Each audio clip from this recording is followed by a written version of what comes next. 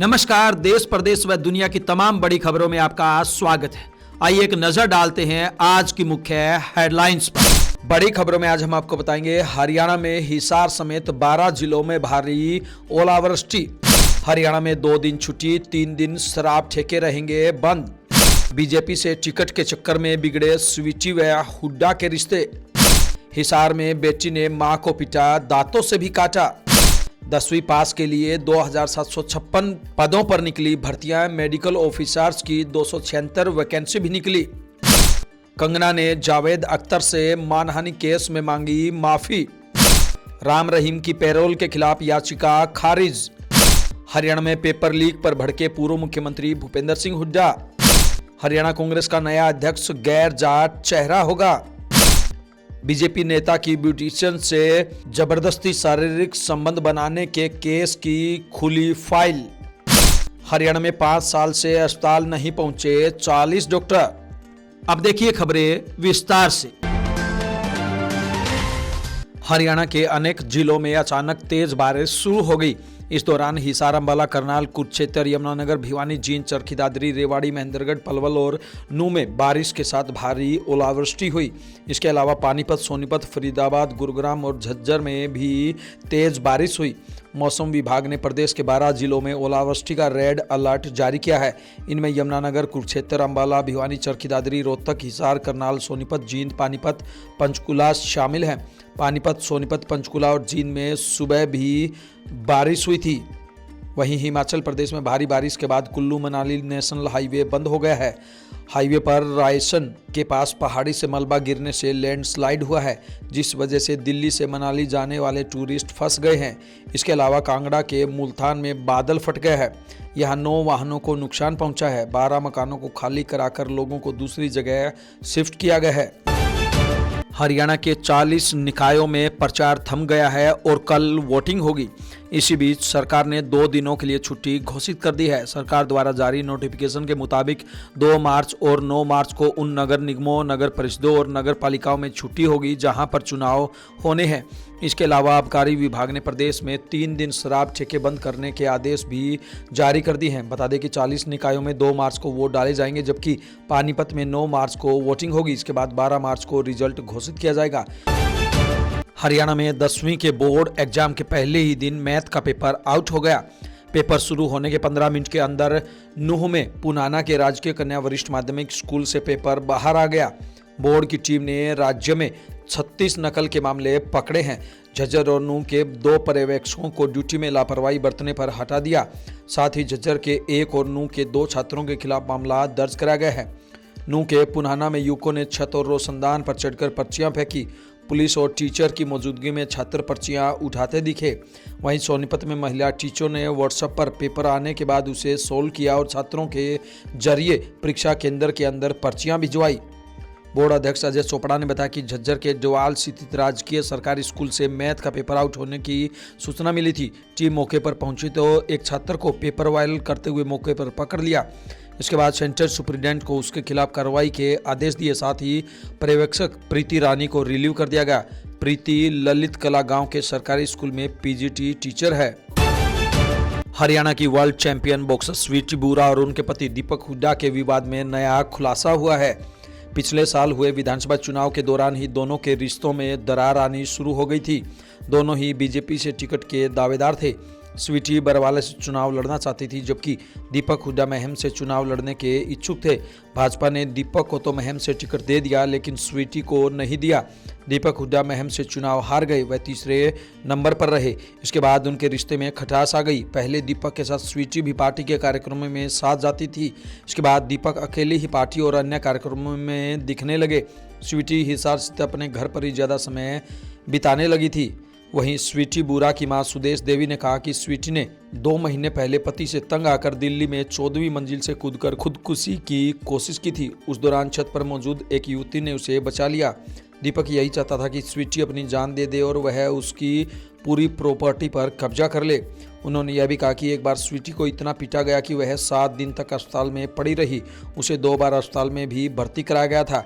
एक बार स्वीटी ने गुपचुप तरीके से दीपक की मारपीट की वीडियो बना ली थी, मगर दीपक को पता चला तो उसने उसे डिलीट कर दिया। वहीं दीपक हुड्डा ने इस मामले में फिलहाल कुछ भी बोलने से इनकार कर दिया है। उनका कहना है कि यह फैमिली मैटर है, मुझे पत्नी के खिलाफ कुछ नहीं बोलना। स्वीटी बुरा भी किसी के सामने नहीं आ रही है। उनकी मां का दावा है कि वह सदमे में है और बात नहीं कर सकती। हिसार में प्रॉपर्टी के लालच में बेटी ने बुजुर्ग मां को बुरी तरह पीटा। इसका 3.5 मिनट का वीडियो सामने आया है। इसमें दिख रहा है कि शादीशुदा बेटी अपनी मां को बुरी तरह मार रही है, उसकी टांगों और कान पर दांतों से काट रही है। इतना ही नहीं, मां को धमकाकर उसे बालों से खींचकर फर्श पर भी पटक रही है। वीडियो सामने आने के बाद हिसार पुलिस ने खुद ही मामले में एक्शन लिया और बुजुर्ग महिला का पता लगाकर मारपीट करने वाली बेटी के खिलाफ केस दर्ज कर लिया है। हिसार की आजाद नगर थाना पुलिस ने मामले में कार्रवाई की है। पुलिस ने भाई की शिकायत पर बहन के खिलाफ धारा 24, 115, 127, 296 और 351 के तहत केस दर्ज कर लिया है। अब केस दर्ज होने के बाद महिला के ससुराल वालों और पति ने बचाव के लिए एसपी से मिलकर गुहार लगाई है।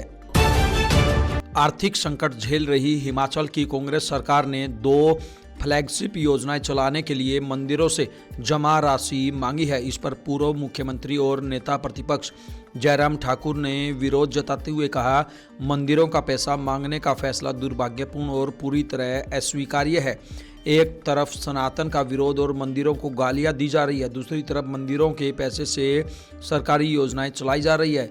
सरकार के भाषा, कला एवं संस्कृति विभाग के सचिव ने कुल्लू और किन्नौर को छोड़कर अन्य सभी जिलों के डीसी को पत्र लिखा है। इसमें सरकार की सुख शिक्षा योजना और मुख्यमंत्री सुखाश्रय योजना के लिए अनुदान देने को कहा है।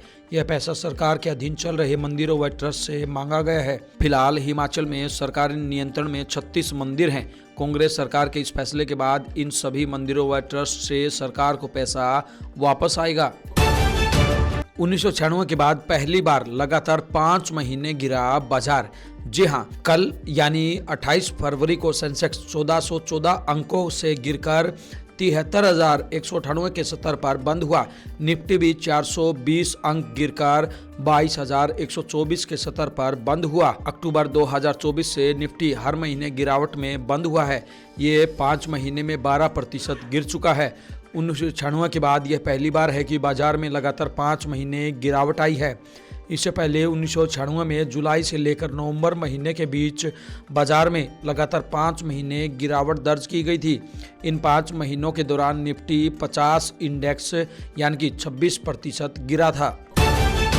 राजस्थान में ड्राइवर के 2756 पदों पर भर्ती का नोटिफिकेशन जारी हुआ है। राजस्थान स्टाफ सिलेक्शन बोर्ड यानी कि RSMSSB ने ड्राइवर के पदों पर भर्ती शुरू की है। उम्मीदवार राजस्थान स्टाफ सिलेक्शन बोर्ड की ऑफिशियल वेबसाइट पर जाकर आवेदन कर सकते हैं। इसके लिए 10वीं पास होना अनिवार्य है। हल्की या भारी गाड़ियों को चलाने का 3 साल का अनुभव होना चाहिए।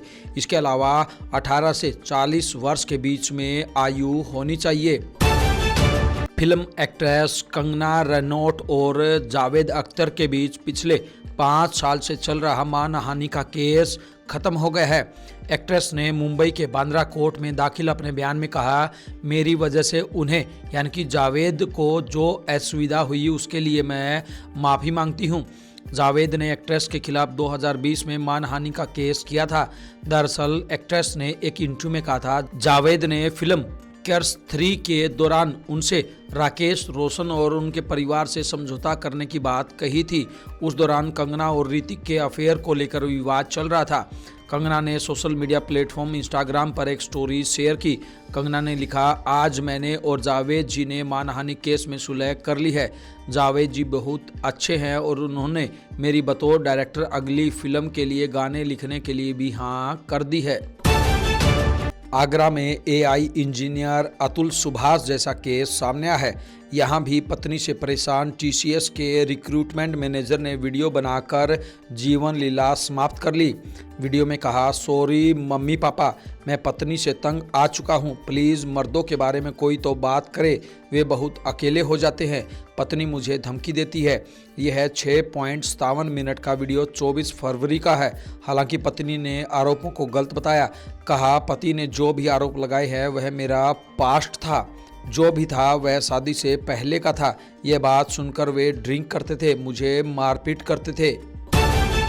रोहतक में नगर निगम चुनाव प्रचार के लिए पहुंचे मंत्री कृष्णलाल पंवार ने कहा कि भूपेंद्र सिंह हुड्डा अभी सदमे से बाहर नहीं आए हैं। पहले हरियाणा, फिर दिल्ली, महाराष्ट्र और उत्तर प्रदेश उपचुनाव में कांग्रेस कहीं नजर नहीं आई और जल्द ही पूरा देश कांग्रेस मुक्त हो जाएगा। मंत्री कृष्णलाल पंवार ने कहा कि नगर निगम चुनाव 2 मार्च को होने जा रहे हैं, जिसमें भाजपा के सभी पार्षद और मेयर जीत कर आएंगे। 12 मार्च को जैसे ही चुनाव का परिणाम घोषित होगा, भूपेंद्र हुड्डा और कांग्रेस फिर सदमे में आ जाएंगी। विपक्ष का कहीं खाता भी नहीं खुलेगा। डेरा सच्चा सौदा प्रमुख गुरमीत राम रहीम को बार बार पेरोल और फरलो पर रिहा किए जाने के खिलाफ दायर याचिका को सुप्रीम कोर्ट ने खारिज कर दिया है। कोर्ट ने स्पष्ट किया कि किसी व्यक्ति विशेष को निशाना बनाकर जनहित याचिका दायर नहीं की जा सकती। अगर किसी नियम का उल्लंघन किया गया है या हाईकोर्ट के आदेशों का पालन नहीं किया गया है तो उसे हाईकोर्ट में चुनौती दी जा सकती है। यह याचिका शिरोमणि गुरुद्वारा प्रबंधक कमेटी यानी कि SGPC ने दायर की थी। याचिका में राम रहीम को 2022 से अब तक बार बार जेल से बाहर आने की अनुमति दिए जाने का विरोध किया गया था। SGPC ने कहा कि हरियाणा सरकार लगातार राम रहीम को पेरोल और फरलो देकर जेल से बाहर रहने का मौका दे रही है, जो कानून का उल्लंघन है। राम रहीम की ओर से वरिष्ठ वकील मुकुल रोहतगी ने सुप्रीम कोर्ट में दलील दी कि राजनीतिक प्रतिद्वंदिता के कारण यह याचिका दायर की गई है। पूरे हरियाणा में बार एसोसिएशन के चुनाव समाप्त हो गए हैं। वहीं हिसार बार एसोसिएशन में एडवोकेट संदीप बुरा हिसार के नए प्रधान चुने गए हैं। वहीं विकास पुनिया उप प्रधान, Sameer Bhatia secretary, Sunil Kumar Bhardwaj joint secretary और सुनील कुमार सहदेव कोषाध्यक्ष चुने गए हैं। संदीप बुरा ने प्रधान पद में नजदीकी उम्मीदवार सुरेंद्र सिंह ढुल को कड़ी टक्कर देते हुए आगे निकले। संदीप बुरा को 626 वोट मिले जबकि सुरेंद्र ढुल को 492 वोट मिले। संदीप कुमार 134 वोटों से चुनाव जीत गए। उप प्रधान विकास पुनिया को 780 वोट मिले। उनके करीबी दिनेश सैनी को 715 वोट मिले। हरियाणा में 10वीं और 12वीं की बोर्ड परीक्षाओं में हो रहे पेपर लीक मामले में पूर्व मुख्यमंत्री भूपेंद्र सिंह हुड्डा भड़क गए। उन्होंने कहा कि ये बीजेपी सरकार का फेल्योर है। सूबे में बढ़ रही बेरोजगारी और गरीबी जैसे बहुत मुद्दे हैं। इन मुद्दों को 7 मार्च को शुरू हो रहे विधानसभा सत्र में जोर शोर से उठाया जाएगा। अवैध माइनिंग को लेकर भी पूर्व सीएम ने सरकार पर हमला बोला। उन्होंने कहा कि हर क्षेत्र में घोटाले हो रहे हैं। बीजेपी राज्यसभा सांसद किरण चौधरी के बयान पर हुड्डा ने कहा कि हुड्डा हमारे साथ है, पर पूर्व मुख्यमंत्री ने बोलते हुए कहा कि वह कांग्रेस में रहते हुए भी हमेशा से भारतीय जनता पार्टी की मदद करती रही है। हरियाणा विधानसभा में पूर्व सीएम भूपेंद्र हुड्डा ही कांग्रेस के नेता प्रतिपक्ष हो सकते हैं। प्रदेश के अधिकतर विधायकों की राय के बाद कांग्रेस हाईकमान इसके लिए राजी हो गया है। 7 मार्च को हरियाणा विधानसभा का बजट सेशन होना है, उससे पहले ही इसकी घोषणा हो सकती है। वहीं प्रदेश अध्यक्ष को लेकर पेंच फंसा हुआ है। यह कुर्सी गैर जाट चेहरे को दी जाएगी। इस पद के लिए पंजाबी या दलित समाज से चेहरा चुना जाएगा। इस बारे में नए प्रभारी BK हरिप्रसाद की भी राय ली जा चुकी है। इसके लिए 3 नेताओं के नाम सामने आ रहे हैं। पंजाबी चेहरे पर बात बनी तो थानेसर से MLA अशोक अरोड़ा नए प्रदेश अध्यक्ष हो सकते हैं। वह इस दौड़ में शामिल नेताओं में सबसे अनुभवी है। इनेलो में रहते हुए वह प्रदेश अध्यक्ष का पद भी संभाल चुके हैं। वहीं अगर दलित चेहरे का फैसला हुआ तो इसके लिए झज्जर से MLA गीता भुक्कल और अंबाला से सांसद वरुण चौधरी का नाम सबसे आगे है। इन तीनों नामों पर हुड्डा गुट भी सहमत हो गया है। हालांकि अगर कांग्रेस ने हुड्डा और उनके विरोधी गुट के बीच संतुलन का फार्मूला अपनाया तो राज्यसभा सांसद रणदीप सुरजेवाला भी अध्यक्ष हो सकते हैं। उनके लिए सिरसा सांसद कुमारी शैलजा का गुट भी लॉबिंग कर रहा है। इसके अलावा पूर्व केंद्रीय मंत्री वीरेंद्र सिंह भी सुरजेवाला के नाम पर राजी हो गए हैं। हिसार से बीजेपी नेता मनदीप मलिक के ब्यूटिशियन युवती से दुष्कर्म केस की फाइल फिर से खुल गई है। इस मामले में पंजाब एंड हरियाणा हाईकोर्ट की फटकार के बाद हिसार पुलिस ने मामले की दोबारा जांच शुरू कर दी है। भाजपा नेता पर आरोप है कि उन्होंने घर दिलाने के नाम पर ब्यूटिशियन को होटल बुलाया, फिर वहां नशीली कोल्ड ड्रिंक पिलाकर दुष्कर्म किया। इसके बाद उनका प्रॉपर्टी डीलर दोस्त प्रदीप सहरावत वहां पहुंचा तो उसने भी ब्यूटिशियन से दुष्कर्म किया। इस मामले में पुलिस ने दोनों पर 22 अक्टूबर 2024 को सदर थाने में दुष्कर्म का केस दर्ज किया था। हालांकि इसके बाद अचानक हिसार कोर्ट में केस कैंसिल करने की रिपोर्ट दायर कर दी। हालांकि ब्यूटिशियन उससे पहले हाईकोर्ट चली गई। हाईकोर्ट की फटकार के बाद पुलिस ने हिसार कोर्ट से ही दोबारा जांच शुरू करने की परमिशन मांगी है। इसमें तर्क दिया गया है कि फोरेंसिक रिपोर्ट में ब्यूटिशियन के कपड़ों और शरीर पर सीमन मिला है। इससे साफ है कि पहले पुलिस ने बिना फोरेंसिक रिपोर्ट का इंतजार किए कैंसिलेशन फाइल कर दी। वहीं भाजपा नेता का कहना है कि उनका इससे लेना देना नहीं है। प्रॉपर्टी डीलर ने कोई शिकायत की थी जिससे एक कंपनी को नुकसान हुआ, वह उसको लेकर हुई पंचायत में गए थे, जिस वजह से उन्हें फंसाया जा रहा है। सिरसा से कांग्रेस विधायक गोकुल सेतिया ने कहा कि मुख्यमंत्री नायब सैनी का अपना अच्छा इंप्रेशन है, इसलिए ही उनको सिरसा के चुनाव में बुलाया गया है। इंजन के रूप में मुख्यमंत्री अच्छे हैं, मगर उनके सिरसा के डिब्बों में तो लूट मची हुई है। उन्होंने कहा कि मुख्यमंत्री को पूरे स्टेट को देखना है। उन्होंने मेरी भी तारीफ की है। सिरसा की जनता जानती है कि उन्होंने मेरी तारीफ ऐसे ही नहीं की। सीएम ने मुझे भी आश्वासन दिया कि आप जो भी काम लेकर आएंगे उनको करने में कोई कसर नहीं छोड़ेंगे। कुरुक्षेत्र में दुबई से लौटे युवक की वेरिफिकेशन करने दिल्ली से आए सीबीआई के इंस्पेक्टर के साथ कई लोगों ने मारपीट की। आरोपियों ने उनके कागजात भी फाड़ दिए। शिकायत पर पुलिस ने एक युवक को नामजद करते हुए अन्य के खिलाफ कई धाराओं में एफआईआर दर्ज की है। घटना शाम 7:30 बजे की है। सूचना पाकर घटनास्थल पर पहुंची पुलिस ने इंस्पेक्टर को आरोपियों से बचाया। कुरुक्षेत्र के इस्लामाबाद की जनसभा में सीएम नायब सैनी ने बीजेपी कैंडिडेट के लिए वोट मांगे। सीएम करीब आधे घंटे जनसभा में रुके। अपनी 11 मिनट की स्पीच में सीएम ने मतदाताओं से ट्रिपल इंजन की सरकार बनाने की अपील की, साथ ही अपनी सरकार के 100 दिन के कार्य भी गिनवाए। हरियाणा का बजट होली से एक दिन पहले यानी कि 13 मार्च को पेश होगा। मुख्यमंत्री नायब सिंह सैनी अपने दूसरे कार्यकाल में वित्त मंत्री के तौर पर पहला बजट पेश करेंगे। सरकार की ओर से हरियाणा विधानसभा के बजट सत्र का संभावित शेड्यूल जारी कर दिया गया है। 7 मार्च को राज्यपाल के अभिभाषण के साथ बजट सत्र की शुरुआत होगी। सत्र की अवधि 7 मार्च से 25 मार्च तक रहेगी। इसमें 9 सीटिंग रखी गई हैं। 19 दिन के शेड्यूल में 10 छुट्टियां हैं। बजट सत्र की अवधि पर अंतिम फैसला बिजनेस एडवाइजरी यानी कि बीएसी की बैठक में होगा। हरियाणा में 5 साल से अधिक समय से अनुपस्थित चल रहे करीब 40 डॉक्टर सेवा से बाहर होंगे।